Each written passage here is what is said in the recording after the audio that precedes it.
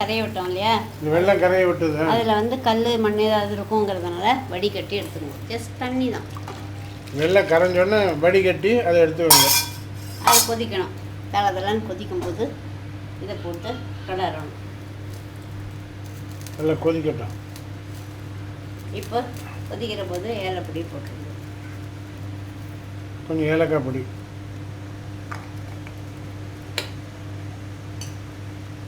இது கொதிக்கணும். இப்போ கொதிக்கல. நல்ல தளதளன்னு கொதிக்கணும். அப்போ தான் வேகும். வறுத்த அரிசிக்கு கொஞ்சம் டைம் எடுக்கும்.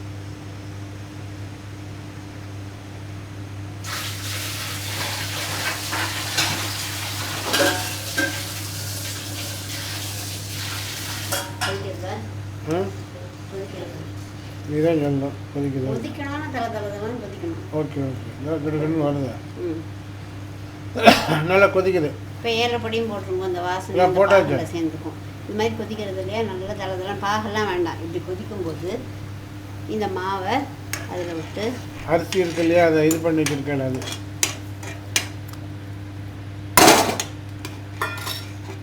பச்சை அரிசி அரிசி வச்சுருக்கு இல்லையா, அது கொஞ்சம் கொஞ்சமாக கொட்டுங்க. அப்போ தான் நல்லா இதாகும் நினைக்கிறேன். ஏன்னா மொத்துன்னு ஆகும்.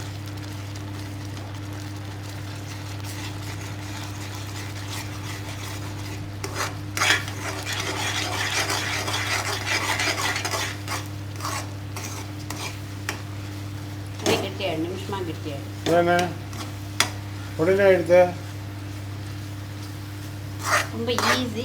பட்டு ஃபெஸ்டிவலுக்கு பண்ணிட்டு தான் பண்ணுவோம். ஜென்ரலாக யாரும் பண்ணுறதில்ல. நீங்கள் டிஃபனுக்கு கூட இது மாதிரி பண்ணி கொடுக்கலாம். இதே ரவையை வச்சு இஞ்சி, பச்சை மிளகா, கடலைப்பருப்பு, உளுத்தம்பருப்பு இதெல்லாம் தாளித்து கொட்டி அதோடு இந்த ரவையை போட்டு கிண்டி அது மாதிரியும் கொடுக்கலாம். ரவைன்னு மீன் பண்ணுறது இந்த இதை அதான் இந்த உடச்சி வச்சுருக்கிறதுக்கு பேர் ரவை தானே. ரவான்னு அப்போ ஒன்று இருக்குது, அது நினச்சேன். அது பட்டின ரவை. இது அரிசி ரவை. அரிசி நோய். அரிசி நோய். இப்போ பிடிக்கிறதுனா கொஞ்சோண்டு நெய் விட்டுக்கோங்க. நெய் விட்டு கொஞ்சம் நாளைக்கு மூடி வேக வைக்கணும். ஏன்னா இது அரிசி நேற்று நத்தாக இருக்கும் இல்லையா, அதனால் கொஞ்சோண்டு ஒரு ஸ்பூன் நெய். ஏலக்காய் போட்டேன், அதனால் இது நல்லா நெய் விட்டு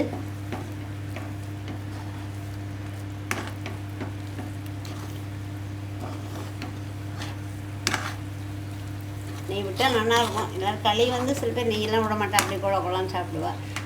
நெய் விட்டுக்கோங்க, அதான் நல்லா இருக்குங்க. இது வந்து கேசரி மாதிரி நல்லா இருக்கும். வச்சாலும் உதிராக ரொம்ப நல்லா இருக்கும். இது என்னோட மெத்தடு, அவ்வளோதான். அப்புறம் அது என்னன்னா பிடிக்கும் இல்லை, மென்னிய முடிக்காது, குழான்னு இருக்கும். பார்த்தீங்களா, நல்லா ஆகிடுது. இதை வந்து ஒரு 2 minutes மூடி வைங்க. இப்போ இதுவும் போடலையா, அந்த மற்ற போட போகும். இப்போ எல்லாம் முடிஞ்சது, ஃபினிஷ்டு. அதனால் இந்த இதையும் போட்டு அப்புறம் தேங்காய், முந்திரியை போட்டிருக்கு, போட்டு ஒரு கலரணும். எல்லாம் மிக்ஸ் ஆகிறதுக்கு சிம் பண்ணிக்கோங்க.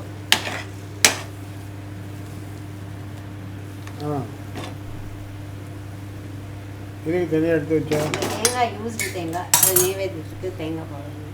ஸோ இது மேலே இந்த தேங்காயும் போட்டுருணும். சுவாமிக்கு நைவேத்தியம் பண்ணுறதுன்னா யூஸ் பண்ணாத பொருளை தான் பண்ணோம். இப்போதைக்கு எங்கள் இடத்துல யூஸ்டு தேங்காய் தான் ரெடியாக இருக்குது. அதனால் கொஞ்சம் நைவேத்தியத்துக்கு தனியாக எடுத்து வச்சுட்டேன். அவ்வளோதான். அவ்வளோதான் ஐயா, களி ரெடியா? அவ்வளோதான். கொஞ்சம் மூடி வச்சு சிம்மில் வச்சேன்னா இன்னும் கொஞ்சம் நல்லா பலபலன்னு அவ்வளோதான். ஒரு நல்லா பலபலன்னு ஆகிடும். இதை மாதிரியே இருக்கும். இதை மூடி ஒரு 5 நிமிஷம் கழிச்சு எடுக்க பாருங்க. ஒரு 2-3 மினிட்ஸ் கழிச்சு எடுங்க. அவ்வளோதான். திருவாதிரை களி ரெடி. நாளைக்கு திருவாதிரை, அதனால நாளைக்கு முடிஞ்சவா இதை பண்ணி ட்ரை பண்ணி பாருங்க, எப்படி இருக்குன்னு சொல்லுங்க. All the best. எல்லாருக்கும் எங்களுடைய ஆசீர்வாதம்.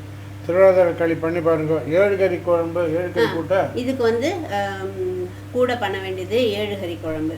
அந்த காலத்தில் வந்து 7 கறினாக்கா 7மே கொடிக்காயாக பண்ணுவா.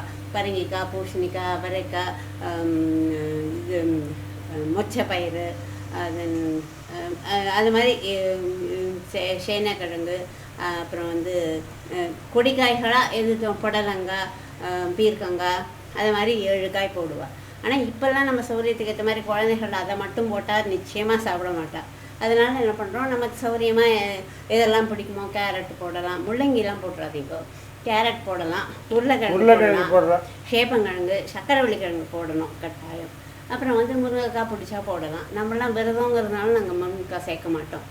மிச்சப்படி கத்திரிக்காய், எந்த காய்கறி வேணால் இந்த மாதிரி ஸ்மெல்லு வர மாதிரி முள்ளங்கி, டர்னிப்பு, நூல்கோல், காலிஃப்ளவர் அதெல்லாம் போடாதீங்க. பரங்கிக்காய், பூசணிக்காய் கட்டாயம் வேணும். அதுவும் கொடிக்காய் தானே. பீர்க்கங்காய், புடலங்காய், மொச்சக்காய், அவரைக்காய், அதான் அந்த காலத்தில் ட்ரெடிஷ்னலாக போட்டால். இப்போ நம்ம சௌகரியத்துக்கு ஏற்ற மாதிரி.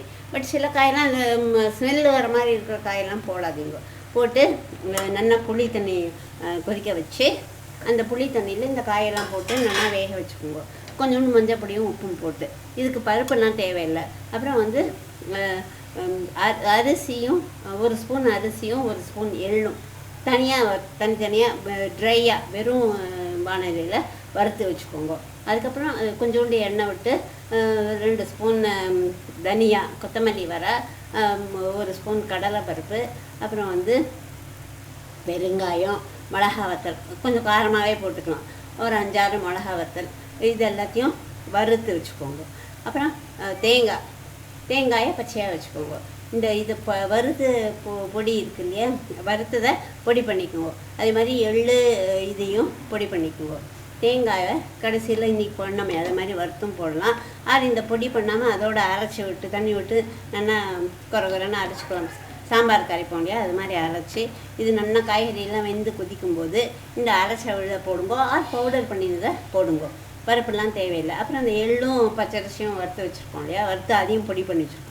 அதை மேலாக தூவி கருவேப்பிலை, கொத்தமல்லி போட்டு கடுகும் 2 வெந்தயமும் தாளிச்சு போட்டுனா எழுகறி குழம்பு ரெடி. அது முன்னாடியே சொல்லி அதுதான் கட்டாயம் பண்ணுவா. வீடியோ இருக்குது, அதை போய் பாருங்க. இது களி ரெடியா? அவ்வளோதான், ரெடி. அவ்வளோதான், பண்ணி பாருங்க. ஆரோக்கிய தரிசனத்துக்கு களி பண்ணி பாருங்க. ஆல் தி பெஸ்ட், எல்லாருக்கும் வாழ்த்துக்கள். அவ்வளோதானே? அவ்வளோதான். Good, thank you very much, all the best.